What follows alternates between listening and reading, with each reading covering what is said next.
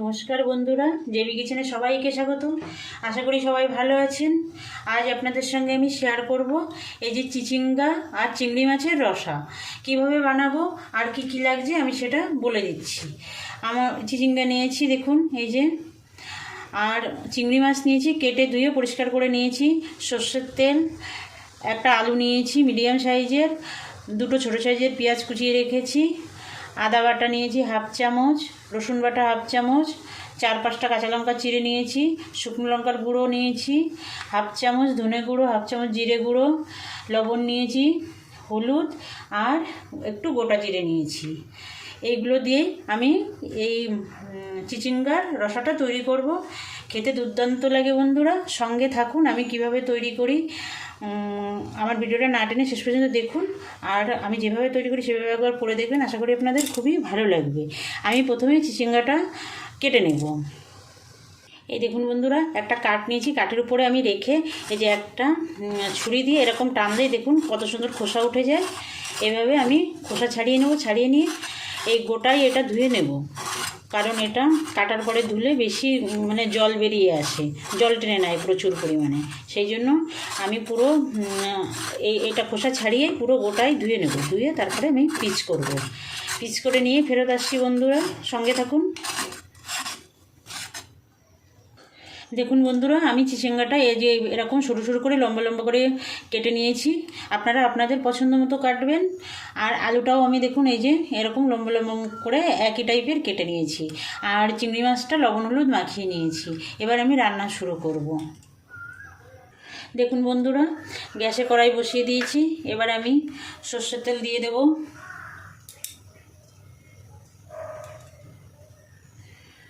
তেলটা একটু গরম হলে আমি আলুগুলো আগে ভেজে নেব।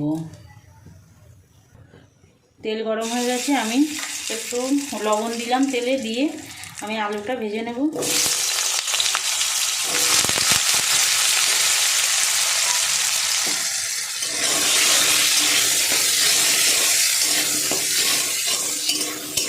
এই চিচিঙ্গাটা এক টাইমই পাওয়া যায় এই সময়টা। এইভাবে একবার রান্না করে খেয়ে দেখবেন বন্ধুরা, খুবই ভালো লাগে।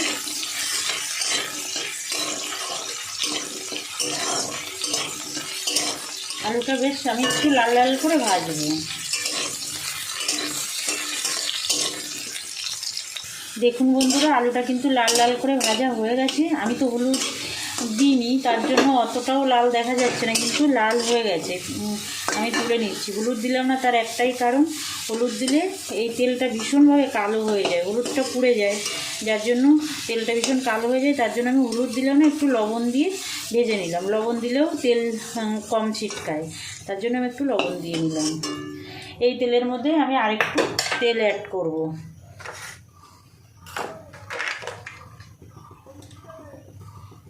আরেকটু দিয়ে দিলাম বন্ধুরা। আমি রান্নাটা সর্ষের তেলে করছি, আপনারা চাইলে সাদা তেলে করতে পারেন।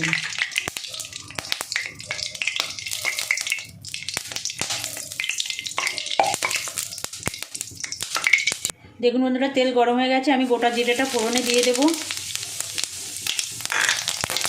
ভালো করে ভেজে নেব জিরেটা। এবার আমি কুচানো পেঁয়াজটা দিয়ে দেবো।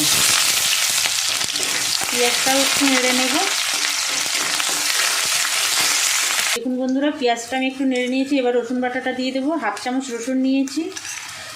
সামান্য কিছু বাড়িতে থাকা উপকরণ দিয়েই এই রেসিপিটা করে নেওয়া যায়। এবার আদা বাটাটা দিয়ে দিলাম, কিন্তু খেতে দুর্দান্ত লাগে। তার জন্য আপনাদের কাছে অনুরোধ করছি, আপনারা একবার বানাবেন বাড়িতে, আশা করি আপনাদের খুবই ভালো লাগবে। আর যে সকল নতুন বন্ধুরা এখনও পর্যন্ত আমার চ্যানেলটা সাবস্ক্রাইব করেননি, আমার চ্যানেলটা সাবস্ক্রাইব করে আমার সঙ্গে থাকবেন বরাবরের জন্য। বেল আইকনটা প্রেস করে দেবেন। আমি যখনই যে রান্নার ভিডিও ছাড়বো আপনাদের কাছে নোটিফিকেশান চলে যাবে, আপনারা আপনাদের ইচ্ছা মতো দেখে নিতে পারবেন। যতক্ষণ কাঁচা গন্ধ থাকে ততক্ষণ আমি এটাকে ভেজে নেব। কাঁচা গন্ধ চলে যাওয়ার পরে তারপরে আমি অন্য মশলাগুলো এর সঙ্গে অ্যাড করব।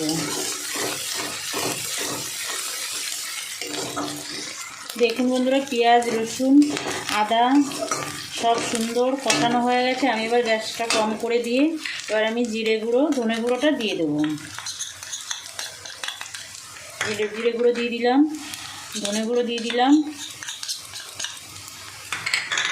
একটু হলুদ দেব, দিয়ে একটু নেড়ে নেব।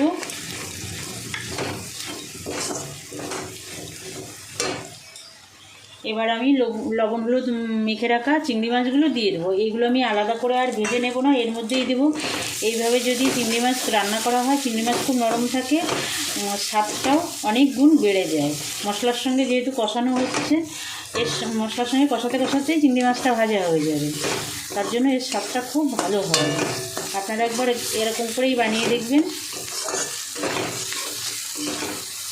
দেখুন চিংড়ি মাছ একদম ভাজা হয়ে যাচ্ছে। এবার আমি অল্প করে একটু লঙ্কা গুঁড়ো দেব।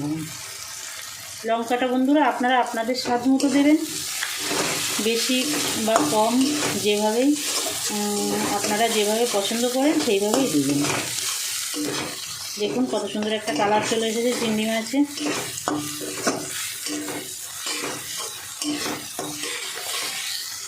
দেখুন মশলা থেকে তেল ছেড়ে দিয়েছে। এবার আমি ওই যে কুচিয়ে রাখা চিচিঙ্গাগুলো দিয়ে দেবো।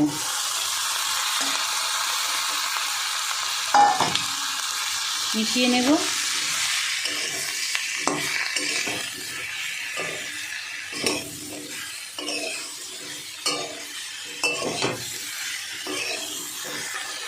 দেখুন বন্ধুরা মিশিয়ে নিয়েছি। এবার একটু আমি লবণ দিয়ে দেবো, স্বাদ মতো লবণ দিয়ে দেবো। খুব বেশি লবণ দেবো না, এটা অনেকটা কম হয়ে যায় তো, তার জন্য অল্প করে লবণ দেবো। লবণটা মিশিয়ে নেব।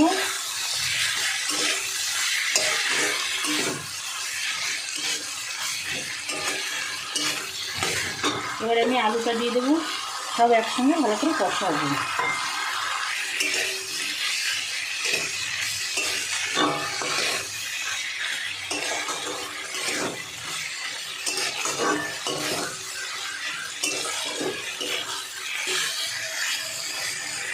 দেখুন বন্ধুরা সুন্দর কষানো হয়ে গেছে, তেল ছেড়ে দিয়েছে।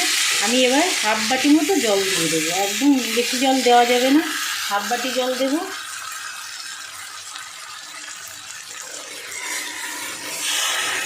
মশলাটা যাতে একদম পুরো চিচিঙ্গা আলুর মধ্যে ঢুকে যায়, ভালো করে মাখো মাখো হয়ে যায়, সেই জন্য এই অল্প করে একটু জল দিয়ে ঢাকা দিয়ে দেবো। দেখুন কত সুন্দর হয়েছে দেখতে।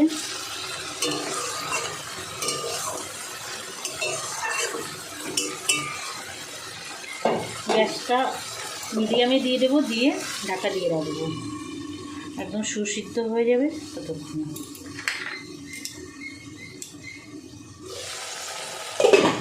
এই 5টা কাঁচা লঙ্কা চিড়ে রেখেছিলাম, লঙ্কা 5টা দিয়ে দেবো, দিয়ে তারপরে ঢাকা দেবো।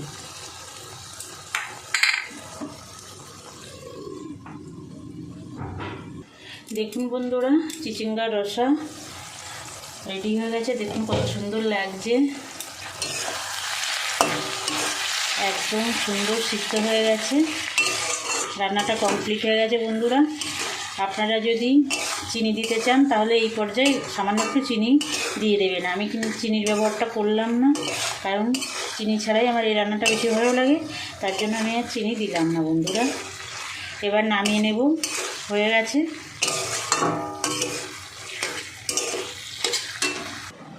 দেখুন বন্ধুরা রেডি হয়ে গেছে চিচিঙ্গা চিংড়ের রসা। বানাবেন বাড়িতে, আশা করি আপনাদের খুবই ভালো লাগবে। আজ তাহলে এই পর্যন্ত থাক, আবার দেখা হচ্ছে নতুন কোনো অন্য রান্নায়। নমস্কার।